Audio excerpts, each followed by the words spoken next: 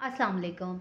Welcome back to my channel my daily tutor. आज हम class 10 का जो चैप्टर 2 है साउंड, इसके क्वेश्चन आंसर सॉल्व करेंगे। इसके तमाम स्ट्रक्चर्स क्वेश्चंस जो हैं वो मैं आपको सॉल्व भी करवाऊंगी और साथ ही साथ एक्सप्लेन भी करूंगी।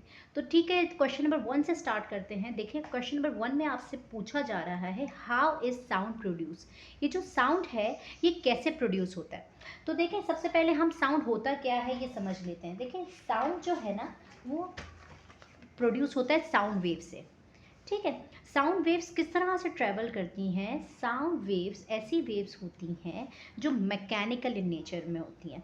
मैकेनिकल इन नेचर का मतलब है इन वेव्स को ट्रैवल करने के लिए किसी मीडियम की ज़रूरत होती है। ठीक है, वो मीडियम कुछ भी हो सकता है। वो मीडियम एयर हो सकता है या वाटर होता है। तो साउंड क्या होता है, जैसे कोई भी बॉडी है, लेट्स सपोज आप एक ड्रम ले लें, ठीक है, या कोई इंसान बोल रहा है, जब भी जैसे ड्रम है, लेट्स सपोज आप इसको हिट करते हैं तो क्या होगा, ये जो ड्रम की स्किन है ना ये वाइब्रेट करेगी।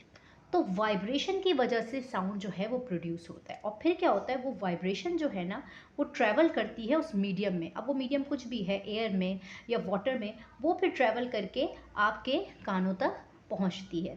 ठीक है, तो साउंड कैसे प्रोड्यूस होता है। साउंड प्रोड्यूस होता है वाइब्रेशन से। और साउंड कैसी वेव है, साउंड एक मैकेनिकल वेव है। क्यों? क्योंकि इसको प्रोपगेट करने के लिए यानी कि चलने के लिए मीडियम की ज़रूरत होती है। हम एक सवाल में भी इसको डिस्कस करेंगे। ओके, तो सवाल नंबर 1 है हाउ इज साउंड प्रोड्यूस। जैसे मैंने आपको समझाया, sound produce by the vibration. इसका जवाब जो है वो आपको आपकी बुक के पेज नंबर 22 पे मिलेगा। देखें, ये इसकी डेफिनेशन है। इसको आप यहाँ से यहाँ तक मार्क कर लें और एक और भी डेफिनेशन लिख सकते हैं। Sound is produce by vibrating source. कोई भी वाइब्रेट होने वाली सोर्स से जो साउंड प्रोड्यूस होता है, जैसे मैंने आपको ड्रम की एग्जांपल दी, कोई भी सोर्स जो वाइब्रेट करती हो उससे साउंड प्रोड्यूस होगा। प्लेस इन अ मीडियम, जो एक मीडियम में रखी गई हो। अब वो मीडियम कुछ भी हो सकता है, वो एयर हो या वाटर हो। ठीक है, उसके अंदर साउंड वेव्स ट्रैवल करती हैं। अगर कोई मीडियम नहीं हो तो साउंड वेव्स प्रोपगेट नहीं करती। अच्छा जी, एक और है, sound is the form of energy. Sound एक एनर्जी है related to the vibrating motion, जो वाइब्रेटिंग मोशन से रिलेट करती है, मतलब उससे बनती है, ऑफ मॉलिक्यूल्स। ठीक है, तो साउंड जाता कैसे, साउंड प्रोपोगेट कैसे होता है। जैसे लेट्स सपोज ये ड्रम है, इससे ये साउंड निकला। अब क्या होगा, ये एयर के मॉलिक्यूल को डिस्टर्ब करेगा, एयर मॉलिक्यूल दूसरे मॉलिक्यूल को डिस्टर्ब करेगा, दूसरा तीसरे मॉलिक्यूल को। इस तरह से ये आगे जो है साउंड प्रोपोगेट करता जाएगा। अच्छा, इसी के क्वेश्चन नंबर 2 में जो है ना आपको डायग्राम बनाने को कहिए कि किस तरह से साउंड प्रोड्यूस होता है। तो ये वाली आपने जो डायग्राम है ये क्वेश्चन नंबर 2 में बनानी है। ठीक है, तो 1 और 2 आपका दोनों कवर हो गया। आपको 2 में जो है वो डायग्राम बना के शो करना है। तो ये वाली डायग्राम जो है आप बनाएंगे। मैं इसको रीड करके बता देती हूँ। ये देखिए, with the help of diagram describe how compression और rarefactions are produced in the air near a source of a sound। तो आपने ये वाली डायग्राम जो है ड्रम वाली इसमें बनानी है। अच्छा, ओके, नेक्स्ट सवाल है why are sound waves refers to the mechanical wave. इन साउंड वेव को मैकेनिकल वेव क्यों कहा जाता है। देखें, अभी हमने इसका जवाब पढ़ा। इनको इसलिए मैकेनिकल वेव कहा जाता है क्योंकि मैकेनिकल वेव्स वो वेव्स होती हैं जिनको चलने के लिए, प्रोपगेट करने के लिए किसी मीडियम की ज़रूरत होती है। इसका जवाब मैंने यहाँ पे लिखा हुआ है, because they need a material for propagation. क्योंकि उनको चलने के लिए मटीरियल की ज़रूरत है, लाइक एयर और लिक्विड और मेटल, कुछ भी वो मटीरियल हो सकता है। Sound wave produce by the disturbance in the medium. उस मीडियम के अंदर डिस्टर्बेंस पैदा करके, उसके मॉलिक्यूल्स के अंदर, वो एयर मॉलिक्यूल्स हो, वाटर मॉलिक्यूल्स हो, उसमें डिस्टर्बेंस पैदा करके साउंड आगे की तरफ बढ़ता है via the mechanism of particle to particle interaction. देखिए, मैंने आपको पार्टिकल टू पार्टिकल इंटरेक्शन की अभी डायग्राम बताई थी कि एक एयर का जो पार्टिकल है वो दूसरे पार्टिकल को डिस्टर्ब करेगा, उसमें साउंड प्रोड्यूस करेगा, फिर दूसरा तीसरे को। इस तरह से पार्टिकल टू पार्टिकल इंटरेक्शन के साथ साउंड जो है वो आगे प्रोपोगेट होता चला जाता है। नेक्स्ट सवाल की तरफ चलते हैं। साउंड, ओके, देखें, हमने why sound required a material medium for the propagation, cite and experiment to prove this statement. हमें एक एक्सपेरिमेंट की मदद से ही बताना है कि साउंड को जो है वो प्रोड्यूस होने के लिए एक मीडियम की ज़रूरत होती है। ठीक है, इसके लिए जो एक्सपेरिमेंट है ना, ये बेल जार एक्सपेरिमेंट आपको है करना होगा। ये आपको आपकी बुक के पेज नंबर 23 पे मिलेगा। ठीक है, तो इसको हम स्टार्ट करते हैं इसको समझना। अच्छा, सबसे पहले देखें, ये एक बेल जार है। जिसके अंदर आपको साउंड को मीडियम की ज़रूरत है, ये किस तरह है इसको बताया गया है। आपने क्या करना है, इसको स्टार्ट करते हैं। Take a electrical bell and a air tight glass bell jar and then suspended the electrical bell inside the jar. आपको एक जार लेना है और एक इलेक्ट्रिकल बेल लेनी है और उस इलेक्ट्रिकल बेल को सस्पेंड यानी लटका देना है उस जार के अंदर। अब क्या करना है, contact the bell jar to a vacuum pump. ये जो बेल जार है जिसके अंदर आपने बेल को फिट किया है, इसको एक वैक्यूम पंप से आप कनेक्ट कर दें। इस वैक्यूम पंप का काम क्या होगा, ये एयर को जो है ना निकाल सकता है। जब आपको एयर की मतलब लाइक एयर को पंप आउट करके इस बॉटल से निकालना है तो ये वैक्यूम निकाल सकता है। अब आपने क्या किया, आपने ये भी कनेक्ट कर दिया। When you switch on the electrical bulb, you can hear the sound of the bell coming from inside the air and glass material। जैसे ही आप ऑन करते हैं बेल को तो आपको बेल की आवाज़ सुनी देगी जो उस ग्लास मटेरियल से निकल के आ रही होगी। अब क्या करना है आपने, अब देखें। Now start the vacuum pump as a air in the jar is gradually pumped out the sound become faint although the same current is passing through the bell and hammer that strikes the gong। कह रहे हैं अब क्या करें, आप pump करें और इसमें से हवा निकाल दें। अब आप दोबारा इसको बजा के देखें, क्या करें, आप सेम करंट पास करेंगे लेकिन अब जो है आपको आवाज़ फेंट धीमी सुनाई देगी। क्यों, क्योंकि अब इसमें मीडियम जो एयर पहले था मौजूद था जिसमें वो साउंड ट्रैवल कर रहा था वो अब बाकी नहीं है। तो अब क्या होगा, ये आपको जो है साउंड जो है वो बहुत फेंट जो है वो सुनाई देगा। When there is less air, जब यहाँ पे थोड़ी एयर बाकी रह जाएगी। ठीक है, तो ये आपने पूरा एक्सपेरिमेंट यहाँ से लेके यहाँ तक लिखना है। ये लिखने के बाद अपने कंक्लूजन की हेडिंग डालनी है और ये वाला पार्ट लिखना है, ऊपर वाला पार्ट कंक्लूजन के अंदर। देखें कंक्लूजन क्या है, sound is a mechanical wave that need a medium such as glass gases, liquids, solids to propagate due to the vibration motion of particle of the medium dress that transport sound wave in a form of energy from one point to another। Sound एक mechanical wave है जिसको material की ज़रूरत होती है। वो material कुछ भी हो सकता है, गैस, लिक्विड, सॉलिड, प्रोपेगेट करने के लिए। क्यों, क्योंकि वो पार्टिकल टू पार्टिकल वाइब्रेट करवा के अपनी एनर्जी को एक पॉइंट से दूसरे पॉइंट तक साउंड को ट्रैवल करता है। Sound can not travel through a vacuum. Sound vacuum में ट्रैवल नहीं कर सकता। वैक्यूम ऐसी जगह जहाँ पे कोई भी एयर मॉलिक्यूल्स ना हो। और आपने ये फॉलोइंग जो है इसके थ्रू आपने इसको शो भी करवा दिया। ठीक है, तो आपका यहाँ पे सवाल ख़त्म होता है। आपने बेल जार एक्सपेरिमेंट पहले लिखना है, फिर कंक्लूजन में आप ये लिख लें तो ये थोड़ा सा छोटा भी हो जाएगा और आसान भी। नेक्स्ट सवाल की तरफ चलते हैं। ओके जी, अब आपके पास जो सवाल है, आपको क्या करना है, differentiate between musical sound and noise. शोर, नॉइज़ आपको पता है शोर, उसके बीच में और एक म्यूजिकल साउंड, इसके बीच में आपने फ़र्क बताना है। तो ये जो है एक म्यूज़िकल साउंड और नॉइज़ का डिफरेंस मैंने लिखा हुआ है, आपको मैं ये समझा भी देती हूँ। ठीक है, म्यूज़िकल साउंड क्या होता है, जो आपको सुनने में अच्छा लगे, ऐसा ही है। इट इज़ प्लेजेंट साउंड, ये एक प्लेजेंट सा अच्छा सा साउंड होता है। That has a soothing effect, जिसका एक सूदिंग इफेक्ट होता है, एक सुकून पहुँचाने वाला इफेक्ट होता है on your body and mind, आपकी बॉडी और माइंड को।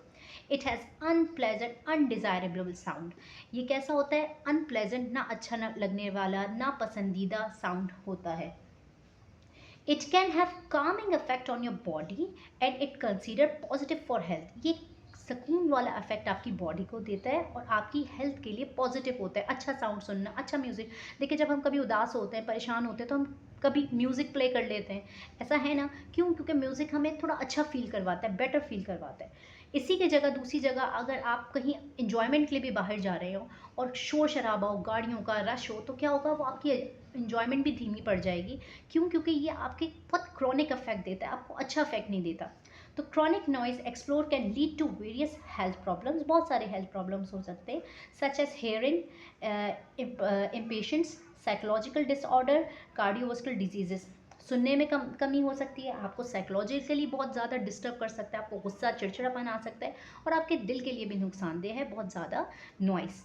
It has a regular wave form, इसकी रेगुलर वेव फॉर्म होती है, मतलब एक प्रॉपर, अगर एक गिटार जो है, पियानो, ये सब साथ चल रहा है तो एक प्रॉपर साउंड होती है कि आपको सुनने में अच्छा लगता है। इसकी इरेगुलर वेव फॉर्म होती है। इसके सोर्सेज क्या है, म्यूज़िकल इंस्ट्रूमेंट हैं या ह्यूमन वॉइस है, जो आपको सुनने में अच्छी लगती है। इसके क्या है, लाउड स्पीकर से निकलने वाला साउंड, या इंडस्ट्रियल एक्टिविटीज़, कोई काम हो रहा है इंडस्ट्री में, या कोई कंस्ट्रक्शन वर्क हो रहा है, या ट्रैफिक है, उसकी वजह से जो भी साउंड प्रोड्यूस होता है जो आपके लिए अनहेल्दी होता है। ठीक है, तो नेक्स्ट सवाल की तरफ चलते हैं। नेक्स्ट सवाल है आपके पास, question number 3B, explain how noise is harmful to human. ये जो शोर शराबा है ये इंसानों के लिए बड़ा नुकसानदेह है, कैसे है आपको ये एक्सप्लेन करना है। इसका जवाब आपको आपकी बुक के पेज नंबर 31 में मिलेगा। आप इसको यहाँ से लेके यहाँ तक मार्क कर लें। तो समझते हैं इसको। Sound is pollution. साउंड जो है वो एक तरह की गंदगी, एक तरह की पॉल्यूशन है, and has become a significant issue to concern all over the world. और दुनिया में इसको, इसके वजह से होने वाले इश्यूज़ को बड़ा अहम समझा जा रहा है। Sound is an unpleasant sound that is harmful not only to human health but also to other species. Sound सिर्फ इंसानों की नहीं ज़िंदगी को बर्बाद करता, ख़राब करता, बल्कि और भी स्पेशीज जैसे परिंदे हैं, जानवर हैं, इनको भी बड़ा नुकसान पहुंचाता है। अब देखें, transportation equipments and heavy machines are the primary source. ये तमाम चीज़ें जो है, मशीनें, ये तमाम जो हैवी मशीनरीज हैं, ट्रांसपोर्ट है, ये सब साउंड की, नॉइज़ की वजह हैं। For example the noise of the machine in industrial area, loud vehicles, horns, hooters and alarms, ये तमाम एग्जांपल्स हैं। ये सब आपके लिए बहुत क्या हैं, अनप्लेजेंट है।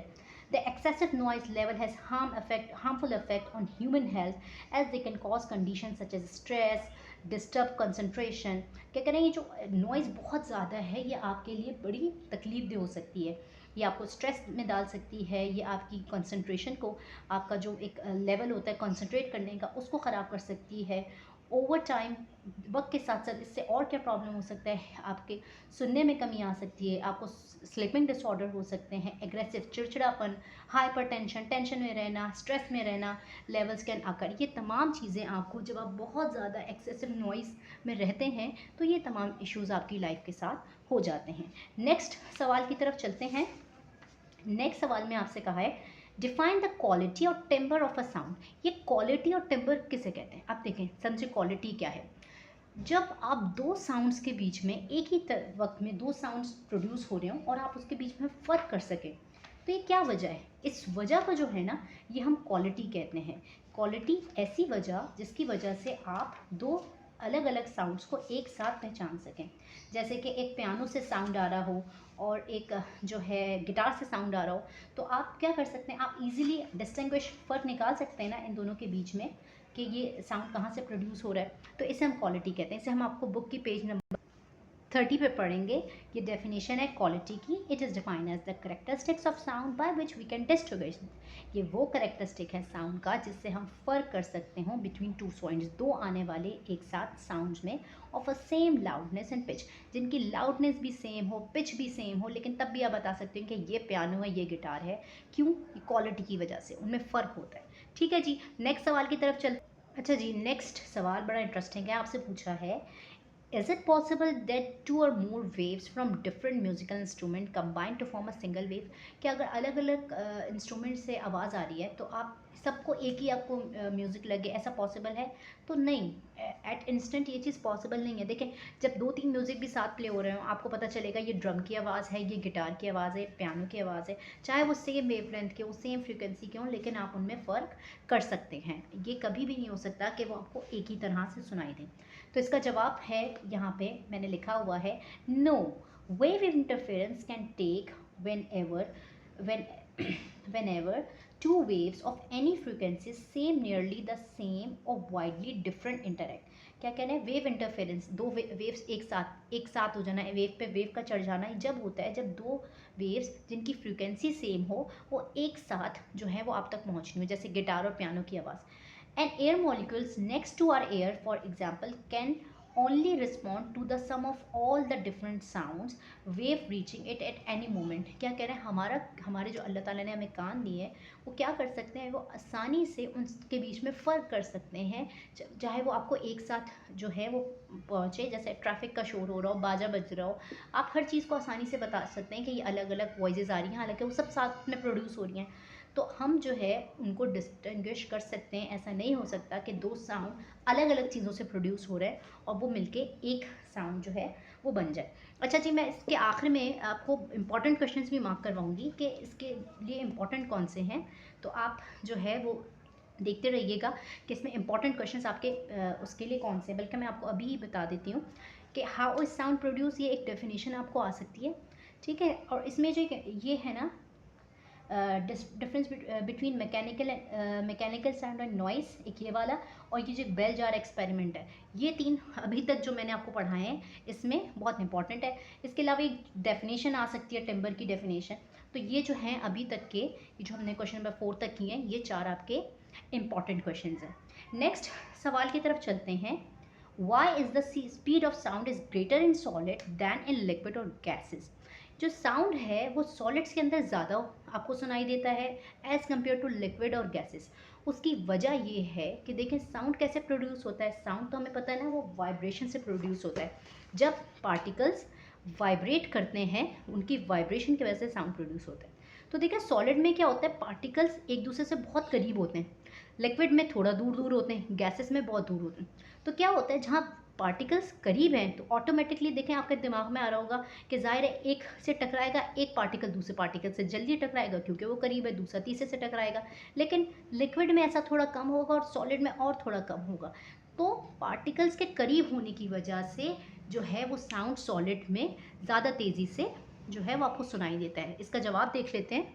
हाँ, इसका जवाब देखिए मैंने लिखा हुआ है, साउंड इज प्रोपगेट, साउंड चलता है या प्रोड्यूस होता है and produce by the collision between particles. Particles के टकराने से, कोलिडाइड होने से, कोलिजन की वजह से साउंड चलता है।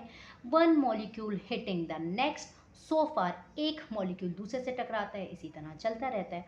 For solid are significantly denser than liquid and gases. Solid जो है वो गहरे होते हैं, मतलब उनमें ज़्यादा पार्टिकल्स होते हैं as compare to liquid solid, due to the closeness of particles के करीब होने की वजह से, जैसे मैंने आपको डायग्राम बना के दिखाया, दे कोलाइड मोर क्विकली, ये और जल्दी से टकराते हैं। ड्यू टू दिस एडवांटेज, इस एडवांटेज की वजह से the speed of sound in a solid is faster than liquid and gas. Speed जो है वो सॉलिड की फास्टर होती है as compare to liquid and gas, ठीक है जी।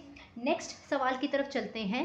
आपने नेक्स्ट सवाल में जो है बुक के वो इफेक्ट बताना है। Explain the effect of the following factors of the speed of sound in the air. आपको इफेक्ट्स बताने हैं कि टेम्परेचर और ह्यूमिडिटी से आपके साउंड पे क्या फ़र्क पड़ता है। तो इसका जवाब जो है वो आपको आपकी बुक के पेज नंबर 27 पे मिलेगा। अफेक्ट ऑफ टेम्परेचर, टेम्परेचर से अफेक्ट क्या पड़ता है, साउंड बढ़ता है या कम होता है टेम्परेचर को बढ़ाने से। तो देखें सुने, temperature is also a condition that affect the speed of sound. Heat is the form of energy that depend upon the kinetic energy of molecules. Molecules of the medium at high temperature have more energy, thus they can vibrate at high rate. देखिए इसका मतलब क्या कह रहे हैं, speed पे फर्क पड़ता है साउंड से। किस तरह से, कि जब हीट बढ़ती है, किसी भी चीज़ का टेम्परेचर बढ़ता है, तो उस बॉडी के अंदर देखें, उस बॉडी के अंदर काइनेटिक मॉलिक्यूल्स होते हैं। हमें पता है ना कि हर बॉडी के अंदर एक काइनेटिक मॉलिक्यूल्स होते हैं। जब मॉलिक्यूल्स वाइब्रेट करते हैं, जब मॉलिक्यूल्स चलते हैं, तो उसके अंदर एक एनर्जी होती है जिसे हम कहते हैं काइनेटिक एनर्जी। तो जब काइनेटिक एनर्जी बढ़ती है, हीट बढ़ती है, काइनेटिक एनर्जी बढ़ती है, मॉलिक्यूल्स आपस में और तेज़ी से कोलाइड होना शुरू हो जाते हैं। तो इसका मतलब जहाँ टेम्परेचर बढ़ता है, साउंड और बढ़ता है, ठीक है। तो इसको आप यहाँ से लेके यहाँ तक मार्क करेंगे और इसका फॉर्मूला भी साथ में लिख ले। The formula to find the speed of the sound at temperature T in the air is given by this. ये आप इसके साथ में इसका फॉर्मूला लिख लिएगा। तो ये तो हो गया अफेक्ट ऑफ टेम्परेचर। अब हम अफेक्ट ऑफ ह्यूमिडिटी पढ़ते हैं। अच्छा, ह्यूमिडिटी की वजह से भी ना साउंड बढ़ता है। जब ह्यूमिडिटी बढ़ती है तो साउंड बढ़ता है। किस तरह से, हम ये देख लेते हैं। Humidity also affect the speed of sound in the air. The effect of water vapors on the speed of sound is minimum than that of dry air। कह रहे हैं देखिए, वाटर वेपर्स जब डेंसर हो जाती है, ऐसा ही है ना, ह्यूमिडिटी की वजह से जो है आपकी एयर वो ड्राई एयर से ज़्यादा डेंसर हो जाती है, ज़्यादा गाढ़ी हो जाती है, गहरी हो जाती है, पार्टिकल्स और बढ़ जाते हैं। तो क्या होता है, इस the presence of moisture in the air replace oxygen and nitrogen gas and that reduce the density of air because the molecule mass of water vapors is lesser than the oxygen। अच्छा देखिए, density थोड़ी कम हो जाती है और क्या होता है आपकी जो ड्राई एयर से, इसके अंदर नाइट्रोजन ऑक्सीजन पार्टिकल्स जो हैं वो बढ़ जाते हैं। तो इसकी वजह से क्या होता है, ड्राई एयर के मुकाबले में जो ह्यूमिडिटी एयर होती है उसमें हमारी साउंड ज़्यादा ट्रैवल करती है। देखें, thus the humidity increase, humidity बढ़ जाती है, the density of the air decrease and the sound travel faster. तो ह्यूमिडिटी जो है वो बढ़ जाती है, हमारी एयर जो है वो उतनी वैसी डेंसिटी नहीं रहती, उसके अंदर मॉलिक्यूल ज़्यादा पाए जाते हैं, इसकी वजह से जो है उसमें साउंड ज़्यादा तेज़ी से ट्रैवल करने लग जाता है। तो ये तो हमारा क्वेश्चन नंबर जो है ये 5B कंप्लीट होता है। अब चलते हैं हम एक डेफिनेशन की तरफ। क्वेश्चन नंबर 6 है जिसके अंदर आपसे इको पूछा गया। इको क्या होता है? आवाज़ का पलट के वापस आना, टकराना किसी भी आवाज़ का और वापस आना, रिपीटेशन होना जो है वो इको कहलाता है। तो इसका जो है आपको जवाब आपकी बुक के पेज नंबर 32 पे मिलेगा कि इको है क्या। The repetition of the sound, sound का रिपीट होना, पलट के वापस आना आफ्टर रिफ्लेक्शन, टकराने के बाद, it is known as eco, इसे इको कहा जाता है। नेक्स्ट सवाल की तरफ चलते हैं। अच्छा जी, अभी देखें जब हमने जहाँ तक लिखा है इसमें ये जो इफेक्ट ऑफ टेम्परेचर और ह्यूमिडिटी है ये इंपॉर्टेंट है। इको की डेफिनेशन देखिए, जब आप डेफिनेशन सारी याद करेंगे ना तो टिम्बर और इको ये सारी डेफिनेशंस आपको किसी भी चैप्टर में डेफिनेशंस और जो डिफरेंसेस हैं बहुत इंपॉर्टेंट होते हैं, तो इको की डेफिनेशन इंपॉर्टेंट है। इसके अलावा ये कुछ लॉन्ग और शॉर्ट दोनों में ही आ सकता है। आज से पूछा गया है explain the working and application of sonar. ये सोनर क्या है भाई, इसके बारे में आपसे पूछा गया है कि सोनर की आपने वर्किंग भी बतानी है कि काम कैसे करता है और ये कहाँ इस्तेमाल होता है, इसकी एप्लीकेशन भी बतानी है। तो इसका जवाब आपको आपकी बुक के पेज नंबर 34 पे मिलेगा। ये देखें, ये आपको सोनर की डेफिनेशन दी गई है। यहाँ पे एक सोनर क्या होता है इसकी पिक्चर, तो ज़रा आप इस डायग्राम को गौर से देखें। मैं आपको इसको और जूम कर देती हूँ। ये देखें आपको ये डायग्राम, ये मैं आपको बताती हूँ सोनर क्या होता है। देखिए सोनर एक मशीन है जो लगाई जाती है, आपकी जो सबमरीन्स है इसके अंदर लगाई जाती है। अब इस मशीन में ना दो चीज़ें होती हैं, एक होता है ट्रांसमीटर, एक होता है ट्रांसड्यूसर। ठीक है, इस मशीन का काम क्या होता है? इस मशीन का काम होता है हाई फ्रिक्वेंसी की वेव्स को प्रोड्यूस करना। ये साउंड वेव्स को प्रोड्यूस करता है हाई फ्रिक्वेंसी की। अब क्या होता है, ये साउंड वेव्स देखें, ये ग्रीन से आपको अंदर जाती हुई नज़र आ रही है, तो ये नहीं, रेड से अंदर जाती हुई, ये साउंड वेव्स अंदर जाती हैं। अंदर जाने के बाद क्या होती है, समंदर में अगर नीचे कोई सबमरीन है या कोई सी बैड्स हैं या कोई भी चीज़ है, कोई माइंस हैं, तो उसको क्या करती हैं, उससे जाकर टकराती हैं। टकराने के बाद वो वापस आती हैं। तो आप क्या कर सकते हैं, आप इजीली जो है वो डिस्टेंस देख सकते हैं कि कितना दूर है वो जो चीज़ है, जो भी है, वो सी बैड्स हैं या सबमरीन है, तो आप उनको ईजिली ट्रैक कर सकते हैं इस मशीन के थ्रू। तो इसमें दो पार्ट होती हैं, एक ट्रांसमीटर जो साउंड को प्रोड्यूस करता है और एक ट्रांसड्यूसर जो साउंड को दोबारा से रिसीव करता है। इसी चीज़ को आपको इंग्लिश में लिख के बताया गया है। Sonar is in extensively used in marine application, marine में इस्तेमाल होता है due to their high frequency. अभी मैंने आपको बताया कि हाई फ्रिक्वेंसी अल्ट्रासाउंड वेव को ये प्रोड्यूस करता है जो ट्रैवल कर सकती हैं ग्रेटर डिस्टेंस से। इस मेथड में क्या होता है, transmitter send out the ultrasound pulses, transmitter ultrasound pulses को जो है वो प्रोड्यूस करता है and measure it time to take for the pulses to reflect off a distance object and, और टाइम भी गौर करता है कि वो कितनी देर में टकराएं और वापस आएँ। ठीक है, ताकि आपको पता चल सके वो चीज़ कितनी दूर है, और वो ट्रांसड्यूसर की मदद से दोबारा से रिसीव करता है। The position of the object can be identify and it's movement can be track, जिसके ज़रिए आप किसी भी ऑब्जेक्ट की पोजीशन को ट्रैक भी कर सकते हैं और वो मूव करिए नहीं, ये सब चीज़ें आप पहचान सकते हैं। ये टेक्निक जो है वो यूज़ की जाती है डेप्थ ऑफ सी बर्ड्स की डेप्थ मालूम करने के लिए, या तो किसी सबमरीन को सी के अंदर ट्रैक करने के लिए, और या तो किसी माइंस के पानी के अंदर मौजूद हैं तो उनको भी ट्रैक करने के लिए इसको इस्तेमाल किया जाता है। ठीक है जी, तो नेक्स्ट सवाल की तरफ चलते हैं बुक के।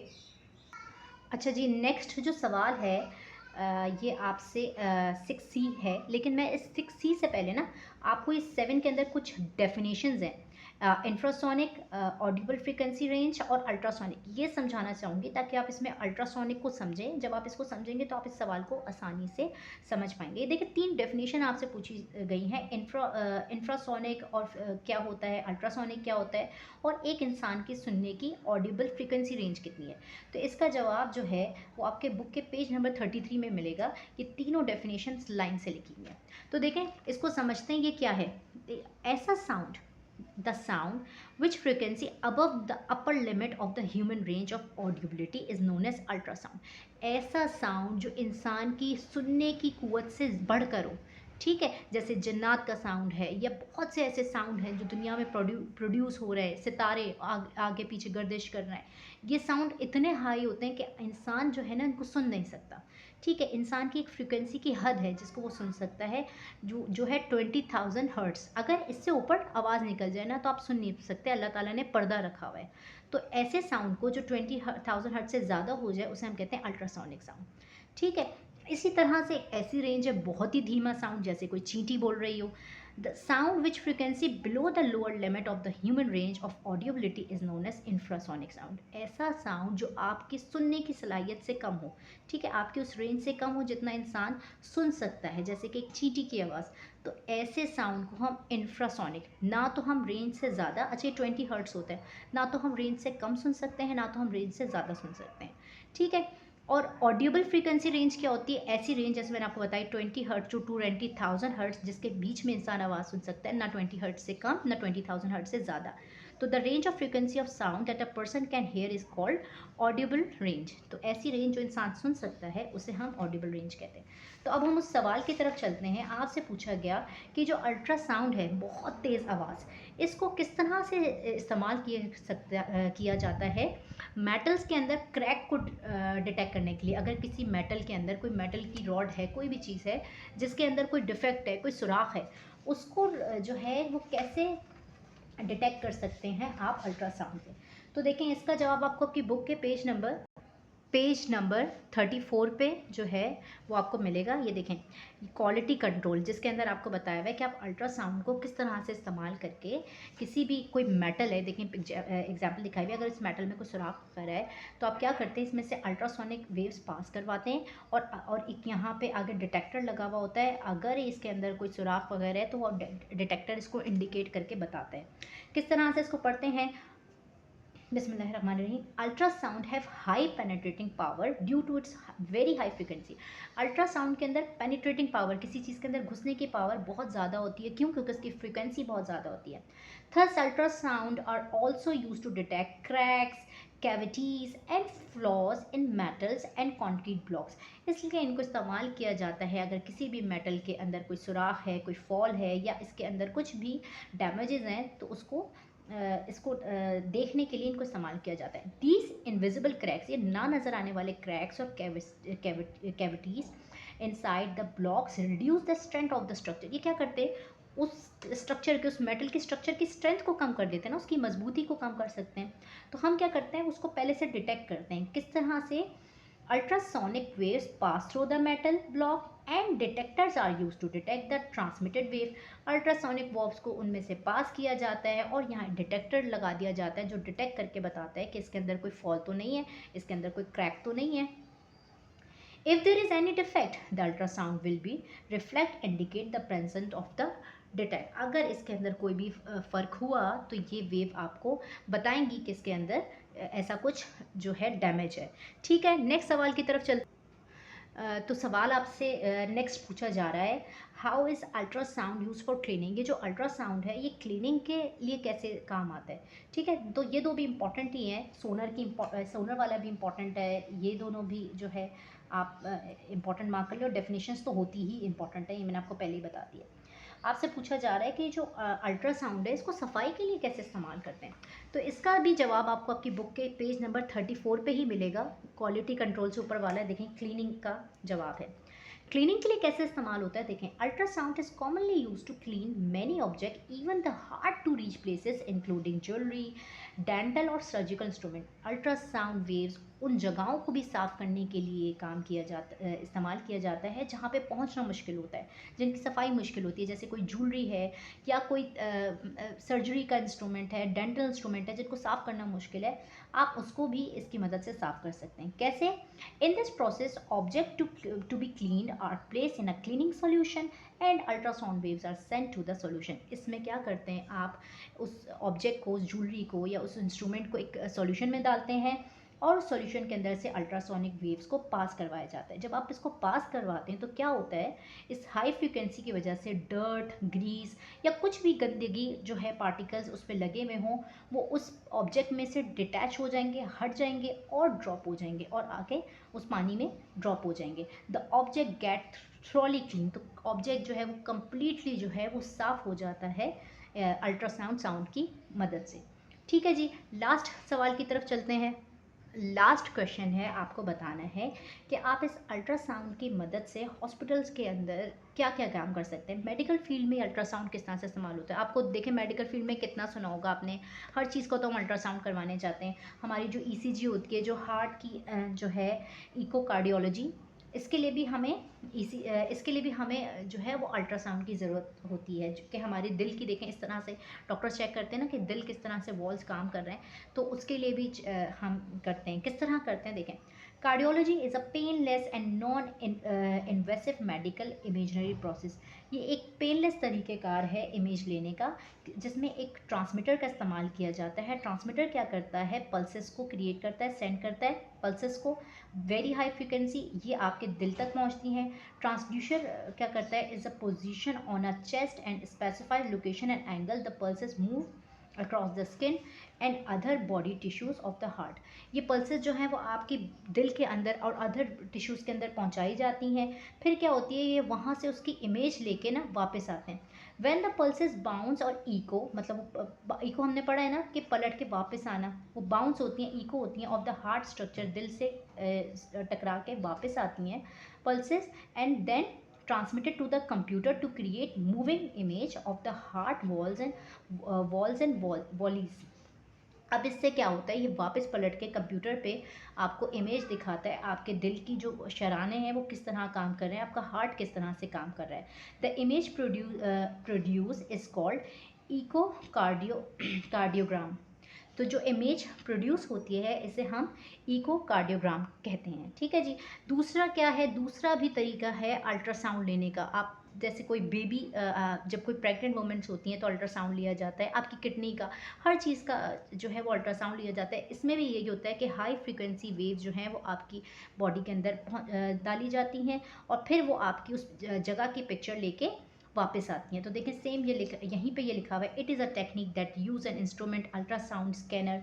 अल्ट्रासाउंड स्कैनर का इस्तेमाल होता है। अभी स्कैनर क्या करते हैं, ये हाई फ्रिक्वेंसी साउंड को जो है वो इस्तेमाल करते हैं इमेज लेने के लिए इंटरनल ऑर्गन्स ह्यूमन के, to examine the foetus during pregnancy, चाहे वो फीटस का लेना हो, बच्चे का लेना हो प्रेगनेंसी के दौरान।